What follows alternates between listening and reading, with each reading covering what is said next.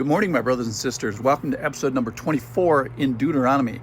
What if you got a message written by the very finger of God?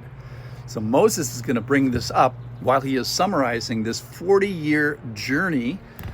Deuteronomy is kind of the cliff notes of the first 4 books of the Bible. And on this journey, essentially, they don't go anywhere. They just kind of wander around. Maybe a 14-day journey, they stretch into 40 years. Why is that? Well, because primarily it wasn't a physical journey, it was a spiritual journey. So what he's going to do here today is he's going to recount some of the character of the people that are involved and recount some of the character of God himself. So yesterday, as they're going to enter the promised land, they're going to face nations greater and a people greater and taller than them.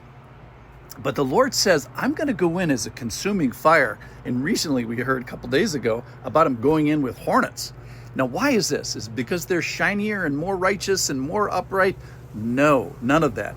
And he does it because he's just, and the people that they're going to expel are wicked, but also because he's a promise maker, and because he only speaks truth, he's going to be a promise keeper. So he confirmed years ago, hundreds of years ago, to Abraham and his ilk that he's going to do this, and this is the fulfillment of it. All right, so let's pick up the story in Deuteronomy chapter 9, verse 6. Verse 6, know therefore that the Lord your God is not giving you this good land to possess because of your righteousness, for you are a stubborn people. Remember and do not forget how you provoked the Lord your God to wrath in the wilderness. From the day you came out of Egypt until the day you came to this place, you have been rebellious against the Lord. Even at Horeb, you provoked the Lord to wrath, and the Lord was so angry with you that he was ready to destroy you. So he reminds them, this is not because of your righteousness. You've been stubborn. You provoked the Lord appropriately and righteously and holy to wrath and anger and almost destruction. And this is the part that caught my eye today. He says, from every day of these 40 years, which is 14,600 days, you have been rebellion. And that's a lot of rebellion. So we're going to come back to that after we finish the rest of the passage. So verse 9. When I went up to the mountain, Moses, to receive the tablets of stone, the tablets of the covenant that the Lord had made with you by his finger, I remained on the mountain 40 days and 40 nights. I neither ate bread nor drank water. Wow. And the Lord gave me the 2 tablets of stone written with the finger of God. And on them were all the words that the Lord had spoken with you on the mountain out of the midst of the fire on the day of the assembly. And at the end of 40 days and 40 nights, the Lord gave me the 2 tablets of stone, the tablets of the covenant. Then the Lord said to me, arise, go down quickly from here. For the people whom you have brought from Egypt have acted corruptly. And we're going to find out more about that tomorrow. They have turned aside quickly from the way that I commanded them. They have made themselves a metal image. So come back tomorrow because we're going to find out that that image is actually the golden calf.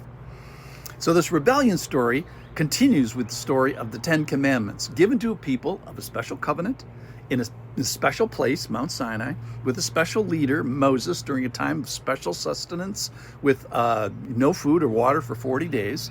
So even in this specialness, the rebellion continues and intensifies. They act corruptly, and they've gone to ruin, turned aside quickly, and made a metal image, a golden calf. All right, so let's go back to this finger of God. So what if there was a message to humans written with his very finger? And I love the details. It's written on 2 tablets by God himself, and it's like he takes stone from our world and a finger from his world, and there's contact between the worlds. It's like a little baby incarnation. And he wants to write the words that tell us so much about himself. He's holy, he's just, he invented the family, he cares what you do with your zipper and what you do with your worship and what you do with your time and what you do with your desires. But it also reveals, on the other side of the coin, what it reveals about us. That in the prohibitions, it says, hey, our inclinations are this way, our sinfulness, and we have this incredible, desperate need of him. Or, if we extend this into the New Testament, what if he contacts our world with more than just a finger? That is, in Jesus, who is God come down incarnate in our world for many years. So let's think about this days of rebellion. So in the story, it's 14,600 days of rebellion. And I was thinking, for some listeners, it's going to be more than that. I had a guy in a Bible study that had, by my calculations, 26,242 days of rebellion before he turns to the Lord.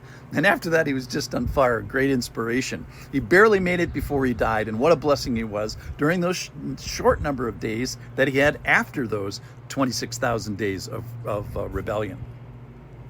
And I want you to enjoy many, many days of fruit of non-rebellious days.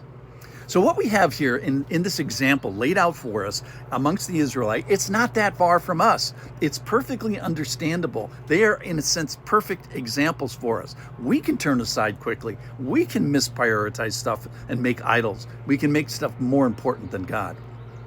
So today, let us be better than the knuckleheads of the Old Testament. Now, let's be careful. They're not the only knuckleheads that this account reveals. It reveals that they were knuckleheads, that's fine. But it also may reveal that you're a knucklehead, or that I've been a knucklehead.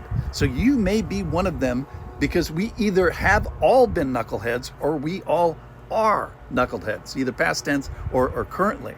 And either way, like the Israelites here, they need to put their hand over their mouth soberly and appreciate, hey, wait a minute.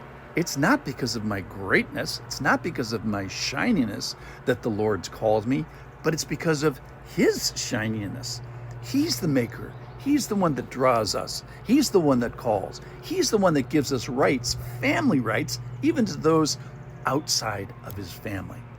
So let's respond tenderheartedly, whether it's with a call from just one finger of God, or whether it's a call from the whole life and example and suffering and crucifixion and substitution of Jesus. Either way, let's respond correctly. Thanks for listening. Come back tomorrow. Golden Calf.